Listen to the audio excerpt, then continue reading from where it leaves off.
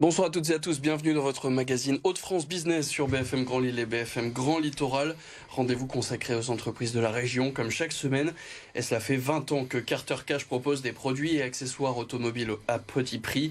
Au moment où le pouvoir d'achat est en baisse, l'entreprise dont le siège social est basé à Villeneuve-d'Ascq décide de poursuivre son développement en misant sur le développement durable. On en parle ce soir avec notre invité Thierry Dezet, directeur général de Carter Cash International. Bonsoir. Bonsoir, merci de m'accueillir. Avec grand plaisir.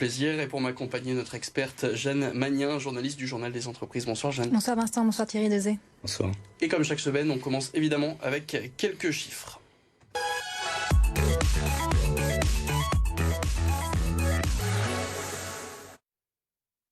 Carter Cash a été créé en 2002. Aujourd'hui, il y a près de 1000 collaborateurs en France, dont 80 au siège à Villeneuve-d'Ascq. Et vous êtes donc présent, évidemment en France, mais donc aussi dans 3 pays à l'international, en Espagne, en Italie et au Maroc. Ça fait donc 20 ans que vous vendez des pièces et accessoires automobiles à bas prix. Comment vous avez vu le marché évoluer? Et est-ce qu'on peut dire que le low cost est l'avenir de l'automobile? J'en suis convaincu, nous en sommes convaincus. Effectivement, la création, alors nous sommes un produit Mobivia, donc un produit régional, issu du Nord. Et il y a 20 ans, l'idée était de se dire qu'on pouvait aussi adresser le marché de l'entretien et de la réparation automobile d'une autre manière que ce qui existait. Il y avait les concessionnaires, les centres auto, qui eux sont basés sur le service, l'ensemble des prestations. Et donc nous, on est venu sur ce marché pour pouvoir distribuer plutôt le produit que le service.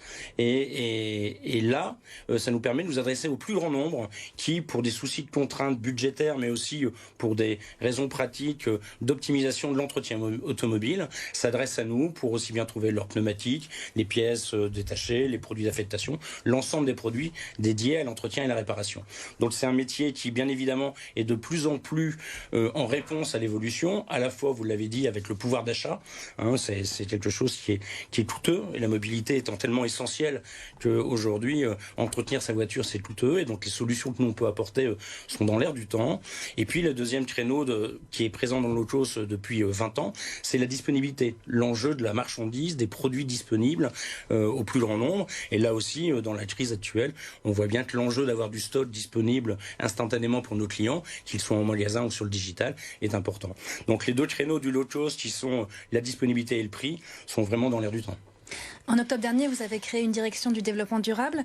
Pourquoi seulement maintenant, alors que ça fait déjà plusieurs années que vous proposez des produits issus d'économie circulaire? Parce que, j'aurais tendance à dire que vivons discrets, vivons heureux, on faisait des choses sans le dire. Et puis, bien évidemment, on était déjà dans le durable depuis très longtemps. Je vais prendre quelques exemples. Depuis très longtemps, on retraitait nos déchets, c'est-à-dire que on fait du montage de pneus, donc on recycle les pneus, on fait le recyclage des batteries, le recyclage des huiles. Donc, on avait déjà pas mal d'appétence là-dessus. Et puis aujourd'hui, bien évidemment, nos clients sont de plus en plus exigeants aussi sur l'ensemble des entreprises et le message que l'on pouvait, et la position qu'on peut avoir par rapport à l'environnement. Et donc pour nous, il est devenu essentiel de dire ce que l'on fait. Donc il y a bien évidemment les déchets, mais aussi les produits qu'on propose. Depuis de très nombreuses années, j'ai quelques exemples à vous donner, on distribue des pneus régénérés, donc des pneus de deuxième vie. On a là en ce moment des pneus régénérés made in France, puisque au sein de Mobivia, alors vous n'êtes pas sans ignorer qu'il y a eu un projet qui s'appelle Black Star sur l'ancien site de Bridgestone à Béthune, et ça nous permet de proposer à nos clients des produits régénérés comme les pneus de cette marque-là. Et vous avez des bons accueils sur ce genre de produits? Alors, il faut qu'on accompagne nos clients par rapport à ça. Le bon accueil est que c'est un produit disponible, donc on peut le proposer, et aussi ça nous permet de proposer des produits au juste prix. Je vais prendre un autre exemple. On a une batterie qu'on appelle une batterie régénérée. Donc c'est des batteries qu'on récupère, qui par un procédé industriel peuvent être recommercialisées avec les mêmes garanties que les produits neufs, mais par contre ça permet d'être positionné en dessous d'un prix standard, et donc de rendre encore plus accessible ce produit-là. Et donc le durable est compatible avec le low cost. Exactement. Alors, la difficulté de ces produits d'économie circulaire, c'est la pénurie. C'est de trouver la matière pour pouvoir régénérer. Donc on a plein d'autres exemples comme ça.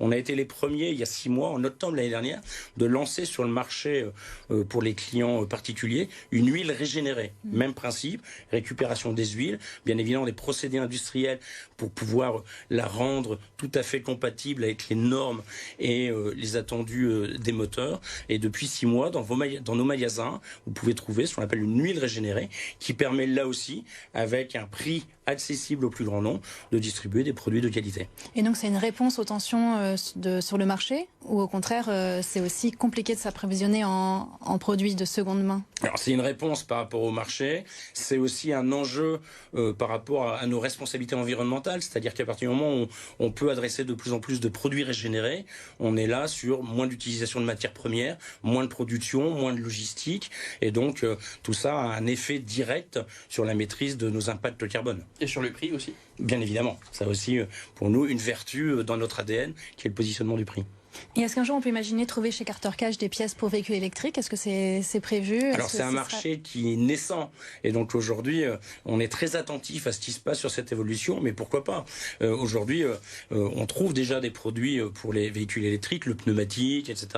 Mais sans doute qu'il va falloir inventer, et les industriels avec qui nous travaillons vont inventer aussi à la fois sur l'économie circulaire et sur l'évolution des typologies de voitures, bien évidemment. Un mot sur l'emploi chez Carter Cash. D'ailleurs, il y a le site qui va s'afficher sur vos écrans, cartercash.com/emploi. Combien de postes sont à proposer chez vous? Alors là, vous évoquiez le fait qu'on a à peu près 1000 collaborateurs. On a un besoin très court terme de 350 collaborateurs. Quand je parle de 350, je parle à la fois des collaborateurs, des experts pour les services, mais aussi tous nos forces de vente, toutes nos équipes en magasin. Puisqu'en magasin, on a 3 métiers, monteur, vendeur, mon directeur adjoint, directeur de magasin, des métiers dédiés à la relation client. Et là, on a à la fois besoin de CDI et aussi beaucoup de CDD pour la saison, donc des contrats saisonniers, puisque pour nous, c'est une période faste en termes de besoins clients. C'est un groupe qui grandit ou ce sont pour combler des départs que vous avez eu récemment? Alors bien évidemment, on a du turnover comme toutes les entreprises, on a bien évidemment comme tous des difficultés à recruter. Principalement les besoins, parce que là je vous parle de 350, on établit aussi un besoin de 1000 collaborateurs en France sur les 3 prochaines années, parce qu'on est en plein développement, en pleine accélération, on ouvre de plus en plus de magasins, cette année on va en ouvrir entre 5 et 10, l'année prochaine on en prévoit entre 10 et 15, donc besoin de plus en plus de monde. Et pour rendre l'accessibilité à cet emploi encore plus simple pour nos potentiels futurs collaborateurs, qu'on recrute d'ailleurs de temps en temps au sein de nos clients. On vient de mettre en place, vous êtes les premiers à qui j'en parle, on vient de mettre en place le recrutement sans CV. On sait pour certains, accéder à l'emploi, il y a déjà une contrainte, la lettre de motivation, la rédaction d'un CV. C'est pas ça qui nous intéresse, nous, dans les collaborateurs. On a l'habitude de dire que ce qui est le plus important pour nous, c'est le savoir-être que le savoir-faire. Et donc, on vient de mettre en place un QR code si vous allez en magasin. Sur notre site, en un clic, vous atterrissez sur un petit questionnaire. On a juste besoin de vos coordonnées et 2-3 petites questions pour cibler qui vous êtes. Et dans les quelques jours qui suivent, on revient vers vous pour pouvoir vous rencontrer. D'accord, donc une démarche axée sur le digital. Est-ce qu'on peut dire un petit mot sur le développement du groupe aussi sur cet aspect-là digital? Alors bien évidemment, le digital aujourd'hui, comme tout commerçant, on est focus sur les attentes des clients. Les clients aujourd'hui sont de plus en plus attentifs à ce qu'on est capable de faire sur le digital. On a connu il y a 2 ans avec la crise sanitaire une accélération.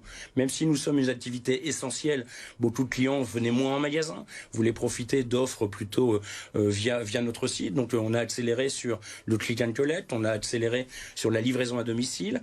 Et donc depuis 2 ans, la transformation digitale a une vertu, c'est de répondre de plus en plus aux besoins de ce qu'on appelle à l'interne le parcours client. C'est l'expérience client, qu'il vienne en magasin, qu'il soit sur le site. On doit pouvoir répondre à toutes ces attentes. Et les prochains défis de Carter Cash? Le développement. Trouver les équipes pour pouvoir encore remplir plus de magasins, pour pouvoir répondre à plus de besoins sur le territoire français, mais aussi à l'international.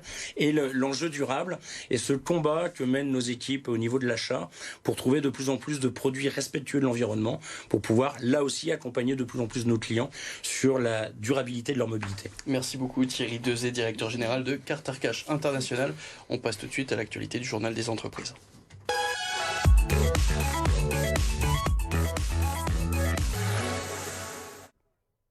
Et cette semaine, Jeanne, on va s'intéresser à une autre enseigne de la galaxie Mulliez, c'est celle du prêt-à-porter Pimkin qui fait la une. Tout à fait, Vincent. La direction de Pimki a créé la surprise en annonçant jeudi dernier à ses salariés que l'enseigne était tout simplement mise en vente. On parle quand même de 230 magasins en France et de 1500 salariés qui cherchent un repreneur. Alors les problèmes de Pimki sont connus depuis assez longtemps. L'enseigne qui appartient à l'association Famille Mulliez a déjà connu un plan de sauvegarde de l'emploi en 2018. À l'époque, 37 magasins avaient été fermés et 208 personnes salariées. 200 personnes avaient été licenciées. Pour autant, même avec un périmètre restreint, l'équilibre de Pimki reste fragile. L'entreprise est très endettée. Les équipes se préparaient à un nouveau plan social. Et donc cette mise en vente, ce serait un coup de massue? Et oui, j'ai eu hier une représentante du personnel qui me disait à quel point les salariés ne s'attendaient pas à une telle annonce. Un nouveau directeur général a été nommé en janvier. On savait qu'il était là pour redresser l'entreprise et sans doute dans la douleur. Et un certain nombre de salariés proches de la retraite ou qui avaient un projet de reconversion se préparaient à partir. Mais la mise en vente change la donne. D'abord parce qu'elle prolonge le processus. Il faut maintenant attendre de voir qui va racheter pour savoir ce qu'il va advenir de l'entreprise, quelles conditions seront proposées aux partants et surtout à ceux qui restent. Pimkie espère que la situation sera réglée avant la fin de l'année, les salariés aussi bien entendu. Oui, la direction l'avait annoncé cette semaine qu'ils choisiront un possible repreneur d'ici la fin de l'année. Ce dossier, évidemment, on le suivra de très près sur BFM Grand Lille et BFM Grand Littoral. Merci beaucoup Jeanne pour toutes ces infos, à la semaine prochaine. Et merci Thierry Deus d'avoir été notre invité ce soir. On vous rappelle évidemment les nombreuses offres d'emploi sur le site cartercash.com. On recrute sans CV, n'hésitez pas à cliquer. Merci beaucoup, restez avec nous, l'information continue. Rendez-vous aussi demain pour votre magazine Emploi, justement. Nous allons évoquer la pénurie de l'emploi dans le secteur de l'hôtellerie et de la restauration. Nous recevrons Muriel Savary de Pôle emploi et Maxime Tonnoir, représentant de l'UMIH.